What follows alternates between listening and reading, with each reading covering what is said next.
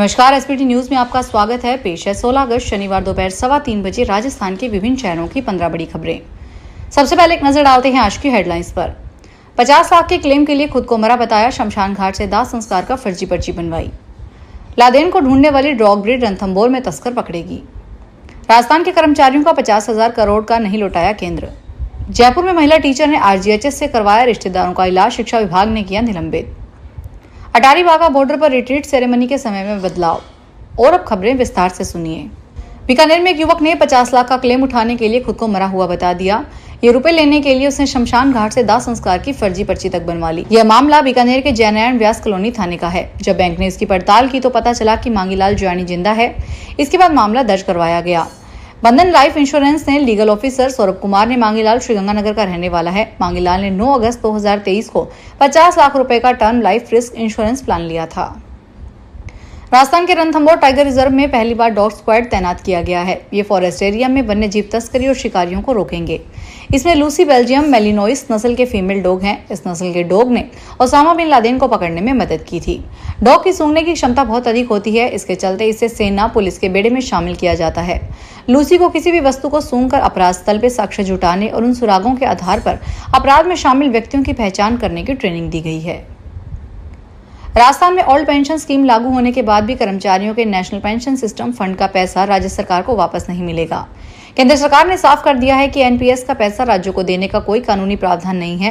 Pension निधि विनियामक को विकास प्राधिकरण के पास फिलहाल राजस्थान के कर्मचारी के एनपीएस में 50,884 करोड़ रुपए जमा है, जो देश में ओपीएस लागू करने वाले 5 राज्यों में सबसे ज्यादा है। शिक्षा विभाग ने जयपुर की एक महिला सीनियर टीचर को सरकारी योजना का दुरुपयोग करने पर सस्पेंड कर दिया। टीचर के खिलाफ मेडिकल डिपार्टमेंट ने शिक्षा विभाग को एक शिकायत भेजी थी। इसको लेकर महिला टीचर को विभाग ने निलंबित कर दिया। फिलहाल टीचर को मुख्यालय दौसा किया गया है। दरअसल सीनियर टीचर कुंभोदिनी मीना के खिलाफ Rajasthan state health insurance card का दुरुपयोग करने का मामला सामने आया है। टीचर ने आरजीएचएस कार्ड में अपने रिश्तेदारों और परिचितों को गलत तरीके से मेडिकल सुविधा दिलाई थी। भारत पाकिस्तान सीमा पर हर रोज आयोजित की जाने वाली Attari Wagah border retreat ceremony के समय में बदलाव किया गया है। सीमा सुरक्षा बल ने जानकारी दी है कि आज से इन सेरेमनी का नया समय शाम 6 से 6:30 बजे तक रहेगा। पहले यह सेरेमनी शाम 6:30 बजे से शुरू होकर 7 बजे तक चलती थी, लेकिन अब बीएसएफ ने मौसम में आई तब्दीली को देखते हुए समय में परिवर्तन किया है। देश में कल 15 अगस्त से फास्टैग एनुअल पास चालू हो गया। यह एक प्रीपेड टोल प्लान है जो कार, जीप और वैन जैसे प्राइवेट नॉन कमर्शियल वाहनों के लिए है। जिस वाहन का यह पास बना हुआ है वह नेशनल हाईवे और नेशनल एक्सप्रेस वे पर एनएचएआई द्वारा संचालित टोल प्लाजा को 1 साल या 200 ट्रिप बिना टोल फीस दिए पार कर सकता है। इससे बार बार टोल कटाने के झंझट से तो मुक्ति मिलेगी ही, साथ ही पैसा भी बचाएगा। पहले दिन शाम 7 बजे तक लगभग 1,40,000 उपयोगकर्ताओं ने वार्षिक पास खरीदा और एक्टिवेट किया है।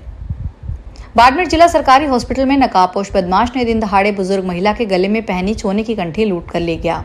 महिला चिल्लाई और उसके पीछे भागी, लेकिन बदमाश भाग गया। जानकारी मिलने पर पुलिस हॉस्पिटल पहुंची है। महिला से घटना की पूरी जानकारी ली। वहीं हॉस्पिटल में लगे सीसीटीवी फुटेज को खंगाल कर बदमाश की तलाश शुरू कर दी गई है। हॉस्पिटल में आए दिन चोरी की वारदातें भी हो रही है। वृंदावन मथुरा की तर्ज पर इस बार जयपुर के गोविंद देव जी मंदिर में जन्माष्टमी का पर्व मनाया जा रहा है। मंगला झांकी से पहले ठाकुर जी का पंचामृत से अभिषेक किया गया है और उन्हें नवीन रेशमी पीतांबरी पोशाक पहनाई गई है। सुबह से ही हजारों भक्त दर्शन के लिए कतार में नजर आए। मंदिर परिसर को रंग बिरंगी रोशनी से सजाया गया है। यहाँ रात 12 बजे 31 तोपों की सलामी दी जाएगी, विशेष आतिशबाजी होगी और गोविंद अभिषेक के दर्शन करवाए जाएंगे। राजस्थान में सफाई कर्मचारी भर्ती को लेकर एक बार फिर वाल्मीकि समाज आंदोलन की तैयारी कर रहा है।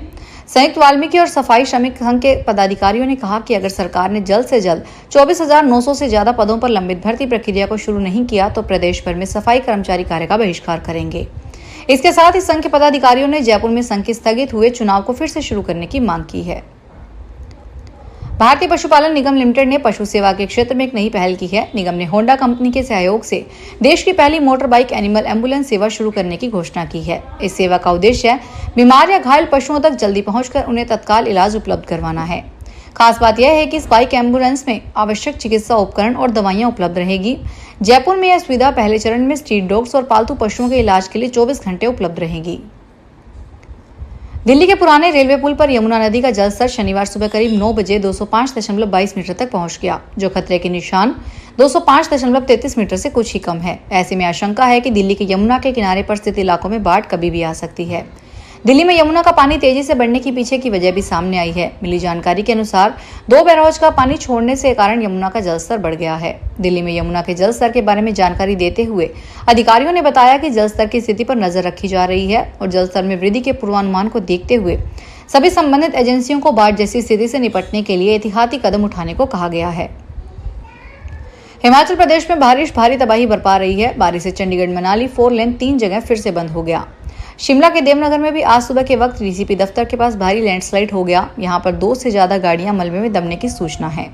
इससे भुट्टा कुफर महली और आईएसपीटी सड़कें बंद पड़ी है। इस लैंडस्लाइड के बाद इस पहाड़ी के पीछे बने भवनों को भी खतरा पैदा हो गया है। शिमला के सुन्नी में सतलुज के तेज बहाव से पुल भी क्षतिग्रस्त हो गया। मौसम विभाग की माने तो प्रदेश में 21 अगस्त तक कई भागों में बारिश जारी रहेगी। मौसम विभाग ने आज भी ऊना, कांगड़ा, चंबा और शिमला जैसे जिलों में बारिश का येलो अलर्ट जारी किया है।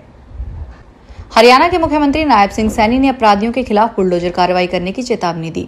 शनिवार को चंडीगढ़ में प्रेस कॉन्फ्रेंस करते हुए मुख्यमंत्री सैनी ने अपराधियों को चेताया और कहा कि किसी के पास कानून व्यवस्था को खराब करने का अधिकार नहीं है। नायब सिंह सैनी ने कहा कि राज्य में कानून व्यवस्था को लेकर कोई समझौता नहीं है। लोगों को सुरक्षित माहौल देना सरकार का दायित्व है। पंजाब में आवारा कुत्तों का खतरा लगातार बढ़ता जा रहा है। आए दिन आवारा खूंखार कुत्तों द्वारा लोगों को काटने के मामले सामने आ रहे हैं। वहीं स्वास्थ्य एवं परिवार कल्याण विभाग की ताजा रिपोर्ट के मुताबिक प्रदेश में हर दिन औसतन 850 लोग डॉग बाइट के शिकार हो रहे हैं। पिछले 7 महीनों में 1,88,000 से ज्यादा मामले सामने आ चुके हैं। राजस्थान के मुख्यमंत्री भजनलाल शर्मा ने प्रदेशवासियों को दिल से बधाई और शुभकामनाएं दी हैं। उन्होंने इस खास मौके पर सभी से प्रेम, एकता और भाईचारे के साथ उत्सव मनाने की अपील की है। मुख्यमंत्री शर्मा ने कहा कि भगवान श्री कृष्ण के उपदेश आज भी हर व्यक्ति के लिए मार्गदर्शक हैं। उनके जीवन में हमें बिना स्वार्थ के कर्म करने, अन्याय के खिलाफ आवाज उठाने और जरूरतमंदों की मदद करने की सीख मिलती है। भगवान कृष्ण का जीवन सत्य, धर्म और कर्म का अनूठा संगम है। फिलहाल इस बुलेटिन में इतना ही। फिर हाजिर होंगे बड़ी खबरों के साथ। अगर आप भी अपने आसपास की छोटी बड़ी और महत्वपूर्ण खबरों से अपडेट रहना चाहते हैं तो सब्सक्राइब कीजिए हमारे चैनल एसपीटी न्यूज को और प्रेस कीजिए बेल आइकन पर।